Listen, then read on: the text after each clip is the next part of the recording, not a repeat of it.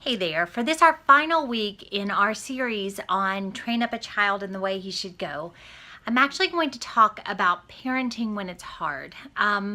This is not at all what I had planned for this week. In fact, I kind of fought even doing it. David really felt like, because of what's going on in our lives right now, that it was a good time to share. But the reason that I didn't want to approach this is because parenting that is hard for me pales by comparison for a lot of what you guys are going through. But God is the same, and the principles are the same. So God has not seen fit to give us health issues. He has not seen fit to give us family crisis or wayward children. In fact, quite the opposite. God has been incredibly good to our family. I can honestly say that I am watching my children walk with the Lord, and that is a tremendous blessing beyond, I just can't even express how exciting that is. But God has a very special way of making sure that we all recognize our need of Him. And that looks different in everyone's life, but the need is the same. And right now, and has been for quite some time, our family stays so busy with the work that God has given us to do, and the fact that we have 4 children who are involved in their own things and are learning and growing and experiencing things just like they should. But the busyness of our lives, the chaos, the lack of control that we sometimes feel makes it very difficult, I think, if we're not careful, to parent our children the way that we should. And so I want to encourage you this week to go back to a lot of the principles that we have talked about and remember them in those times when it is hard. Remember that you have to set that foundation, why you're doing what you're doing, both from a parenting and a home education standpoint, so that when the pressure is on, when the fire is hot, again, whatever is causing that fire, you have that sure reason for what you're doing. Now, I firmly believe that there are a lot of reasons that we have that are too small to stand up in the fire. If your reason for shepherding the hearts of your children is so that you will look good, it's not going to stand up in fire. If your reason for home educating your children is so that they will ace the spelling bee in Washington, D.C. or something, that's not going to stand up in the fire. Those are not reasons that are big enough to take you through the times that are difficult. If, however, your goal in teaching your children is so that when they are old, they will not depart from it. If you want to teach them diligently to love the Lord their God with all their heart, all their soul, all their mind, those things will stand up when your foundation is shifting, when you feel like everything you touch withers away.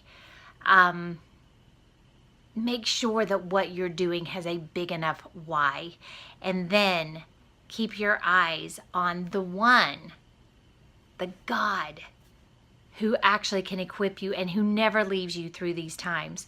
We just had a look on Sunday evening at our church. We looked at the omniscience of God.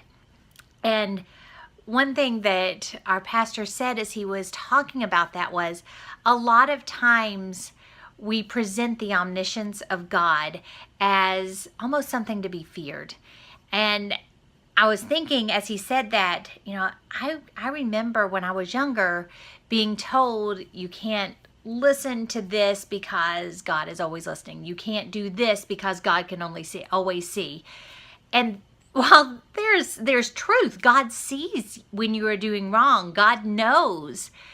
That motivated me to act out of fear. That was too small of a reason to do anything. Now, thankfully, my parents didn't teach me that way. That was stuff I got elsewhere.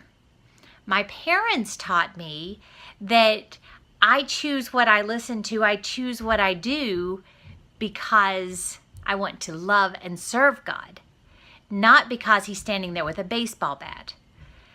The same principle applies to parenting when times are hard.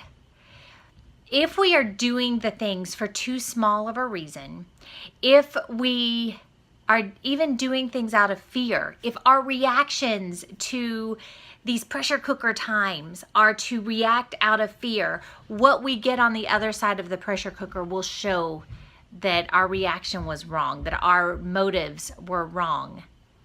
So keep your eyes fixed on the bigger picture. I pray for you guys a lot. I know that there are a lot of circumstances that are coming into your lives that are much, much more difficult than anything that God has called upon us to face. And that's really why I didn't even want to address homeschooling when times are hard, because I feel small. My days are hard, and it's hard to even wrap my head around what I'm doing a lot of times because of good things. There are a lot of good things. God is opening doors. God allows me to do things that are remarkable. I can't even believe he's giving me these opportunities.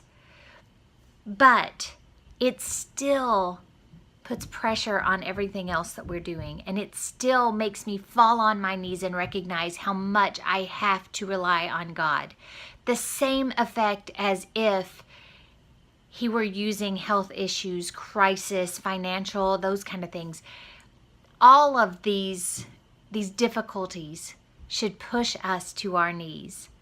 And that's where we see so clearly the one who keeps that promise. That if we are continuing to train up our children through these difficult times, that when they are old, the one who supported us through these tough times, the one who knows what we're going through because he is omniscient. He knows before it happens. He is with us every step of the way, and he knows what he's perfecting and what's going to happen on the other side of it. That same one makes the promise that when we are old, or when our children grow, they will not depart from what they've been taught. So no matter what you are facing today, whether it is a seemingly small issue that just is more of an inconvenience than a difficulty, or whether you are in dire need, please focus on that foundation. Look to the one who can help you. Fall on your knees and recognize your need of him, and stay the course. Be consistent in the path that you have laid out, training day in, day out, making time for your children to meet their needs, and watch as that omniscient, all-loving, all-wise God works on your behalf and brings you out the other side with stories that you can tell your children to strengthen their faith in years to come. So keep the faith, keep your focus, and keep doing what God has called you to do, no matter what he brings into your path. What you've just seen is but a snippet of what you can expect to find at a Teach Them Diligently event. Homeschool information, marriage, parenting, organization, and so much more, coupled with fellowship with thousands of other families. Check out teachthemdiligently.net to find an event near you.